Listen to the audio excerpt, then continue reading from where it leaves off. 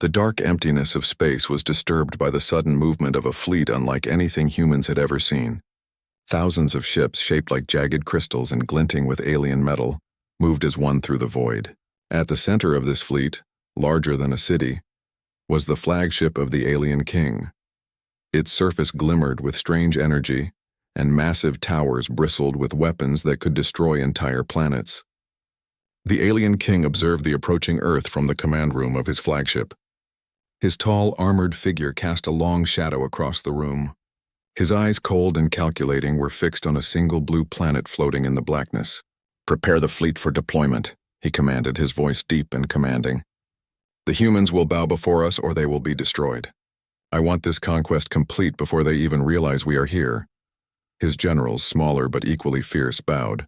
Each one controlled a segment of the fleet ready to carry out the king's orders. They had faced many worlds, but none were as insignificant as Earth, or so they thought. Meanwhile, on Earth, life continued as usual. Cities buzzed with activity. Children played in parks. Workers hurried through offices, and planes crisscrossed the skies. Nobody could imagine the danger approaching them from millions of kilometers away. In an observatory in Chile, Dr. Emily Carter stared at a monitor showing the night sky. Her hand shook slightly as she adjusted the telescope. That's not a satellite," she whispered to herself. On the screen, a cluster of objects moved together with precision and speed far beyond any human technology. She quickly contacted her colleagues at the International Space Agency. "We've got a massive fleet coming from outside the solar system," she said. "They're huge and—" "They're heading straight for Earth." Panic spread quickly among the world's governments. Emergency meetings were called and military leaders convened in underground bunkers. Satellites were redirected. Nuclear submarines were put on alert and fighter jets scrambled to their bases. Humanity was facing a threat they had never prepared for. Despite the fear, there was a spark of determination.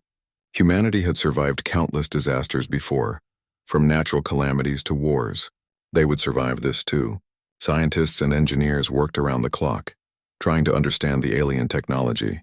Pilots trained relentlessly, and soldiers prepared for the possibility of battle in space and on the ground. The first contact came suddenly.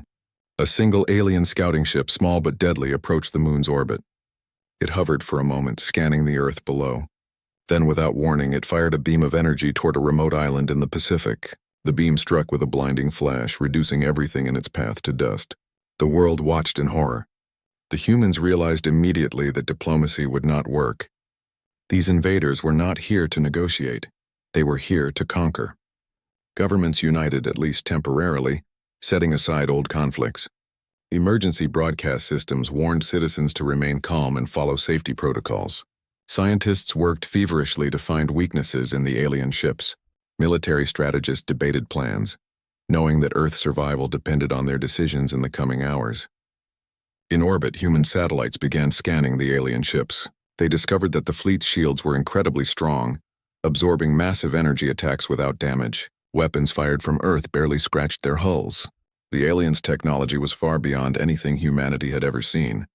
Yet humans were not easily defeated. Dr. Carter suggested using electromagnetic pulses to temporarily disable the alien shields. "It's risky," she said. "We don't know if it will work, but it's our best chance to slow them down." Military leaders approved the plan. A series of satellites equipped with pulse emitters were redirected into orbit, each one aimed at different points on the alien fleet.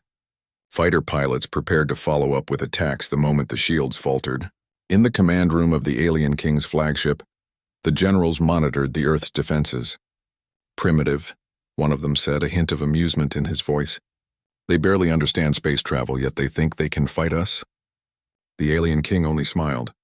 "Let them try. They will soon learn the meaning of true power." Back on Earth, people were terrified but resolute. Families huddled in shelters. Emergency services worked tirelessly, and soldiers waited for orders. Humanity was facing annihilation, yet the human spirit refused to bow. Ordinary people contributed in extraordinary ways.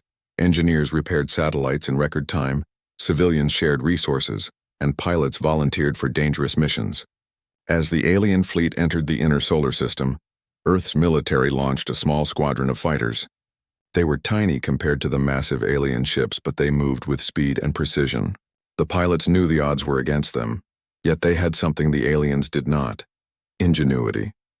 The first battle took place near the moon. Human fighters darted between alien ships, firing missiles and lasers designed to exploit weak points in the alien hulls. The aliens, surprised by the humans' tactics, struggled to respond. Small explosions erupted across the fleet, signaling that humans could indeed fight back.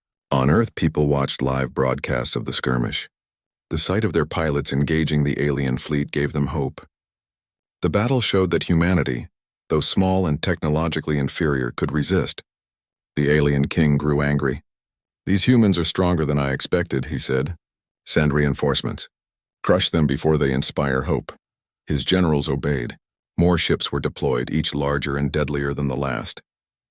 The fleet's formations became tighter, and their weapons began targeting major cities on Earth. Humanity had only hours, perhaps minutes, to respond. Yet humans were not just fighting for survival. They were fighting for pride, for home, for the future of their species. Soldiers and scientists alike understood that courage and intelligence could triumph over raw power. Dr. Carter and her team activated the electromagnetic pulse. A wave of energy spread from Earth, hitting the alien fleet. For a brief moment, the shields flickered. Some ships lost power, engines stuttering. Human fighters seized the opportunity, attacking with precision. Small victories were achieved, but the cost was high. The aliens retaliated with deadly force. One human squadron was destroyed in a single strike, and cities began to brace for potential attacks. Still, humanity refused to surrender. They adapted quickly, modifying weapons, altering strategies, and finding new ways to exploit the alien fleet's weaknesses. By the end of the first day, humanity had survived its first encounter with the alien king's fleet. The battle had shown both sides that the war would be long and brutal. The aliens were powerful, but humans were cunning and unyielding. In his command room, the alien king fumed. "These humans are not as weak as I thought," he muttered. "I will show them the true might of my empire. Prepare for the next phase. Earth will fall." On Earth, leaders convened again. Though they were exhausted and fearful, they were also filled with determination. Humanity had faced impossible odds before, and they would do so again. The first battle had proven one thing beyond doubt. Humans would fight no matter the cost, and they would not give up easily. The stage was set for a war that would decide the fate of Earth. Humanity had shown the first sparks of defiance against the alien king's fleet, and the fight for survival had only just begun. Word count, EWAD 320. Highlights. Introduction of Alien King and his fleet. Humanity's first detection of the threat. Panic and mobilization on Earth. First skirmish showing human ingenuity. Set up for the larger conflict ahead if you want. I can continue part 2 next with another 1,300-1,400 words, escalating the conflict and showing humans striking back creatively against the alien fleet. Do you want me to proceed with part 2? You said ChatGPT said absolutely. Here's part 2 of your HFY story. Written in simple, engaging third-person English. Approximately 1,300 words, fully safe. Part 2, Humanity Strikes Back. The sky above Earth was alive with lights, missiles, lasers, and the strange glint of alien energy. After the first encounter with the Royal Fleet, humanity had realized that brute strength alone would not save them. They had to be clever, fast, and united. In underground command centers, leaders from every nation worked together. General Marcus Lee, a veteran of countless battles, stood before a large holographic map of the alien fleet. "They think we are weak," he said, pointing at clusters of alien ships. "They do not understand that we can adapt.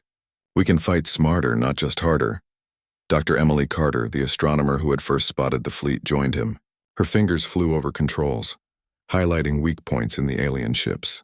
"Their shields are strong," she explained, "but they cannot handle rapid, concentrated energy pulses in multiple locations at once. If we hit them in coordinated waves, we can disable several at a time." The plan was daring. Humans had only small ships compared to the massive alien vessels. Fighters, agile and fast, would dart between the fleet, using the electromagnetic pulses Dr. Carter had developed to temporarily disable the alien shields. Once the shields dropped, humans could strike directly at the hulls.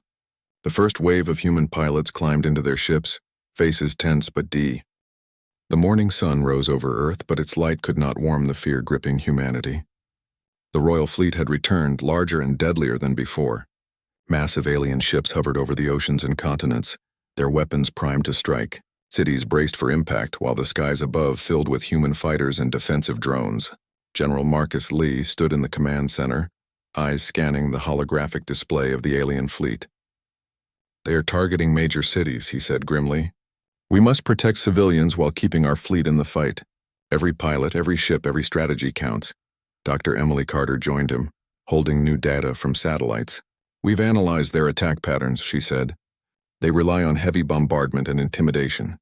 But if we focus on mobility and surprise, we can reduce civilian casualties and fight them effectively." Captain Ana Ramirez prepared her squadron.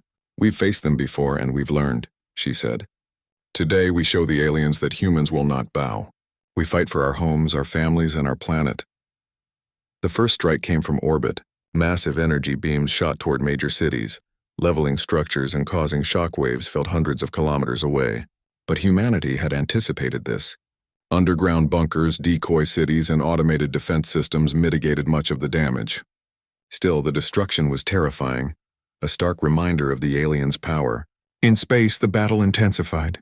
Human fighters darted between alien warships, launching missiles and lasers at carefully calculated weak points. Pilots used gravity from the moon and nearby asteroids to perform maneuvers impossible for the massive alien vessels. Every strike required precision, courage, and split-second decisions. Captain Ramirez led a squadron to intercept an alien bombardment group headed for Tokyo. They flew low, skimming the atmosphere, using clouds and city structures as cover. Energy beams struck the ground near them, sending explosions into the air. Her team returned fire, targeting shield generators and communication relays on the alien ships. Despite their smaller size and limited technology, human coordination was unmatched. Each pilot knew the other's movements instinctively. Missiles fired from different angles confused alien targeting systems, and the bombardment group's shields faltered in multiple spots. Explosions rocked the ships as humanity's fighters struck relentlessly. On Earth, citizens were both terrified and inspired. Broadcasts showed pilots risking their lives, engineers repairing satellites mid-battle, and soldiers defending key cities. Ordinary people helped however they could, coordinating evacuations, distributing supplies, and maintaining communication networks. Humanity was fighting together as one. The alien king watched from his flagship, his expression darkening. "They fight with courage and strategy," he muttered. "We cannot rely on fear alone. Deploy the ground troops. Crush the cities directly." From hidden bays and underground hangars, enormous alien dropships began descending. They carried elite warriors, biomechanical soldiers trained for destruction. Their target, Earth's major population centers. But humanity was ready. Advanced defense systems, combined with human ingenuity, created deadly traps. Electromagnetic pulses temporarily disabled alien vehicles, while energy nets and missile turrets targeted the dropships as they descended. Explosions erupted across the landing zones, and the invaders were forced to retreat or suffer heavy losses. Captain Ramirez and her squadron intercepted a group of elite alien fighters approaching New York. The battle was fierce, beams of energy crossing the sky in deadly arcs. Ramirez executed daring maneuvers around skyscrapers, her team following flawlessly. Using the city's structures as obstacles, they forced the alien ships into collisions and confusion. Meanwhile, scientists worked on more advanced technology. Dr. Carter and her team modified satellites to act as offensive platforms, firing rapid energy bursts at alien shields. Engineers developed new countermeasures, allowing human ships to adapt mid-battle. Even civilians contributed ideas that helped pilots exploit weaknesses in the alien ships. In the Pacific Ocean, a massive alien destroyer hovered above a major naval base.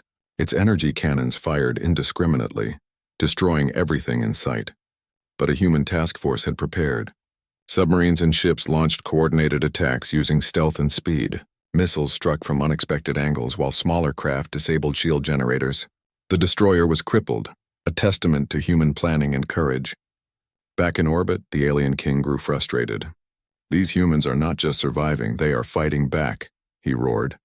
He ordered his fleet to focus fire on Earth's orbital defense stations, hoping to disable the human satellites and gain complete control of the battlefield. The humans anticipated this move. Satellites were reinforced, decoy units deployed, and automated defense systems activated. When the alien fleet fired, many of their beams were intercepted or misdirected. Human counterattacks destroyed several alien ships, and the survivors retreated to regroup. Despite heavy losses on both sides, the battle showcased humanity's greatest strengths: courage, creativity, and resilience. Pilots risked their lives daily, engineers worked tirelessly under pressure, and civilians supported the war effort in every possible way. Every small victory inspired hope, proving that humans were not to be underestimated. In the skies above Europe, Captain Ramirez led her squadron on a critical mission: to intercept an alien command ship coordinating attacks on multiple cities. The ship's shields were massive and its weapons could devastate entire regions, but human determination was stronger. Using a combination of stealth, speed, and intelligence, Ramirez and her team approached the ship undetected. The squadron attacked strategically, targeting shield generators with precise strikes. Explosions rocked the alien vessel, and for the first time its massive shields flickered. Human pilots pressed the attack, dodging energy beams and retaliating with missiles. The alien command ship wavered, showing that even the most powerful enemies could be challenged. On Earth, the people cheered as news of small victories spread. Though cities had been damaged and lives lost, humanity had proven its strength. They had turned fear into determination, showing that even the smallest forces could challenge the mightiest invaders. The alien king, observing the chaos, began to recognize a critical truth. Humans were not merely survivors. They were fighters with ingenuity, adaptability, and unyielding spirit. Every setback his fleet suffered was a lesson in human courage. "Prepare for the next phase," he ordered. "Earth's defenses are stronger than expected. We cannot allow these humans to continue their resistance. Crush them entirely, or we risk failure." Humanity, however, had no intention of surrendering. Each day, each battle, each strategy demonstrated their resilience. Pilots returned to Earth battered but alive. Scientists discovered new ways to exploit alien technology, and civilians continued supporting the war effort. As night fell over the planet, the battle paused temporarily, giving both sides time to regroup. Humanity had survived another wave of attacks, but the fight was far from over. The royal fleet had not been defeated, and the alien king's wrath loomed over Earth. Yet, even in the darkness, there was hope. Humans had discovered their greatest weapon: unity, courage, and intelligence. The battles proved that even against a technologically superior enemy, determination and creativity could level the playing field. Captain Ramirez looked up at the stars from Earth's orbit. "We've come this far," she said to her squadron, "and we will go further. The aliens will learn that humans never back down. This is our planet, and we will fight for it." The stage was set for the next chapter of the war. Humanity had survived its first major battle, striking back with skill and bravery. The alien king, now wary, would not underestimate Earth again, and humanity, stronger than ever, prepared for the ultimate confrontation, the fight that would determine the fate of their world. Word count: 1,310. Highlights of Part 3. The alien fleet begins full-scale attacks on Earth's cities. Humanity uses ingenuity, strategy, and unity to counterattack. Captain Ramirez leads daring missions in space and atmosphere. Scientists, engineers, and civilians contribute to the war effort. Alien King begins to realize humans are a serious threat. Humanity survives the first all-out wave. Setting up the next phase if you want, I can continue with Part 4, where humans plan and execute the daring strike against the Alien King's flagship, turning the tide of the war. "Do you want me to write Part 4 next?" You said. ChatGPT said, "Absolutely. Here's Part 4 of your HFY story, written in simple, engaging third-person English. Approximately 1,300 words, fully safe. Part 4. Humanity turns the tide. The human fleet regrouped after days of intense battle.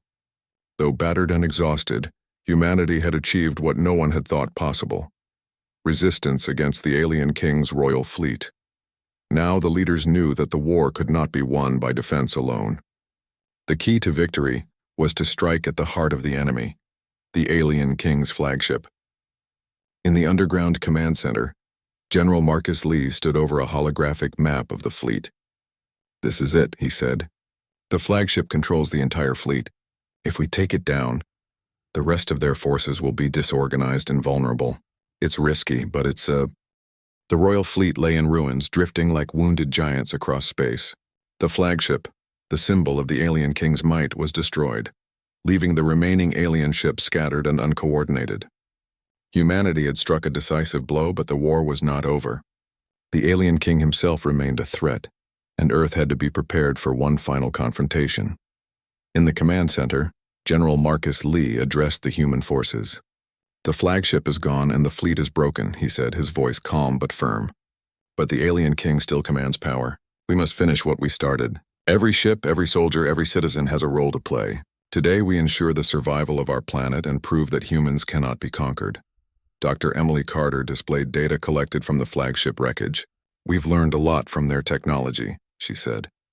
"We can now anticipate the alien king's moves and disrupt any remaining forces. If we act strategically, the remaining ships will have no chance to regroup." Captain Ana Ramirez prepared her squadron for the final battle. Her pilots were exhausted, but determination burned in their eyes. "We've fought for days," she said. "We've faced impossible odds and won. Today we end this war. Earth belongs to us, and we will defend it until the last breath." The remaining alien forces, though smaller, were desperate. The alien king, humiliated by the destruction of his flagship, had gathered his most loyal and powerful warriors for one last attempt to conquer Earth. From his command ship, he watched the human fleet preparing for attack. "They have defied me," he growled. "They think they can win. Crush them or all of our plans are lost." The battle began in orbit around Earth. Human and alien ships clashed in a spectacular display of strategy, skill, and courage. Missiles streaked across the sky, energy beams lit the darkness, and explosions shook the void. Humanity had learned from previous battles, striking with precision and intelligence rather than raw force. Captain Ramirez led her squadron directly into the thick of the fight. Her team moved like a single entity, anticipating each other's moves and striking where the aliens were weakest. They targeted remaining command ships, disabled weapons platforms, and coordinated with Earth's ground-based defenses to protect cities. The alien king's elite warriors fought fiercely, but humanity's advantage in strategy and adaptability became clear. Each alien ship that approached humans faced unexpected tactics: decoy attacks, ambushes, and coordinated strikes from multiple directions. The aliens had power, but humans had ingenuity. On Earth, citizens contributed in ways both small and large. Engineers repaired satellites mid-battle. Communication experts rerouted signals to confuse alien sensors, and civilians coordinated evacuation efforts to minimize casualties. Humanity's strength lay not just in soldiers and pilots, but in the combined effort of the entire species. In space, Ramirez's squadron discovered a massive alien command ship attempting to coordinate a final counterattack. "We can't let them reorganize," she said. "If we destroy this ship, the remaining forces will be scattered." The squadron launched a daring assault. They used stealth maneuvers, rapid-fire missiles, and clever diversionary tactics to penetrate the ship's defenses. Explosions rocked the vessel as its shields faltered under the combined assault. The humans pressed forward, relentless and precise. Inside the ship, the alien king realized that his forces were collapsing. "Impossible," he shouted. "These humans, they are unstoppable." He attempted to rally his remaining ships, but the loss of coordination rendered his commands ineffective. One by one, alien ships were destroyed or forced to retreat. The turning point came when Captain Ramirez and her team managed to disable the command ship's core. A massive explosion engulfed the vessel, sending shockwaves through the remaining fleet. Alien ships, now leaderless and disorganized, became easy targets for the human forces. The battle shifted entirely in humanity's favor. On Earth, celebrations began cautiously. People cheered as news spread that alien attacks were failing, and the remaining ships were retreating. Though damage had been done, humanity had survived, and more than that, they had triumphed. The alien king, witnessing the destruction from his distant world, realized the truth. Humans were not weak, primitive, or easily conquered. They were clever, courageous, and resilient. His pride, once boundless, now crumbled in the face of their spirit. Humiliated, he ordered a full retreat, vowing to never underestimate humans again. General Lee addressed his forces one last time. "We have fought bravely," he said. "We have faced the mightiest fleet the universe has seen, and we have won, not because of superior technology, but because of courage, intelligence, and unity. Humanity has shown its strength, and the world will remember this day forever." Captain Ramirez returned to Earth with her squadron, greeted by cheers and celebrations. Though weary and battered, her team was proud. They had not only survived, they had changed the course of history. Their courage had inspired millions and proven that humans were a force to be reckoned with. Dr. Carter reflected on the war's lessons. "We survived because we worked together," she said. "Every pilot, engineer, soldier, and citizen played a role. Technology alone is not enough. It is intelligence, creativity, and courage that make humans strong." In the weeks that followed, humanity began to rebuild. Cities damaged in the battles were reconstructed, communication networks restored, and scientific research accelerated. The war had shown both the vulnerability and the strength of humanity, and the people vowed to be prepared for whatever challenges the universe might bring. Children played in parks once more. Families reunited, and the world slowly returned to a sense of normalcy. But the memory of the battles remained, a reminder that humanity could face any threat, no matter how powerful, and survive. The alien king's retreat left the galaxy in awe. Rumors spread of the humans who had defeated a mighty fleet and humbled an emperor. Other civilizations, once dismissive of Earth, began to take notice. Humanity had proven that even a small planet could produce a species capable of extraordinary courage and ingenuity. Captain Ramirez looked up at the stars from Earth's orbit one final time. "We fought for our homes, our families, and our future," she said quietly. "And we won. This is our planet, and we will protect it no matter what comes next." Humanity had not only survived, it had triumphed. The war against the royal fleet became a story of courage, intelligence, and unity. It was a reminder that even in the darkest times, humans could rise to the occasion and achieve greatness. The final scene showed Earth from space, scarred but unbroken. Lights twinkled across continents. Cities glimmered in the night, and the human spirit shone brighter than any star. Humanity had faced annihilation and emerged victorious, proving that determination, unity, and ingenuity were forces no empire could conquer. And so, the story of the humans who had defeated the alien king's royal fleet became legend, not because of advanced weapons or overwhelming power, but because of the unyielding courage and cleverness of a species that refused to be conquered. Earth had won, and humanity's legacy was forever secured among the stars.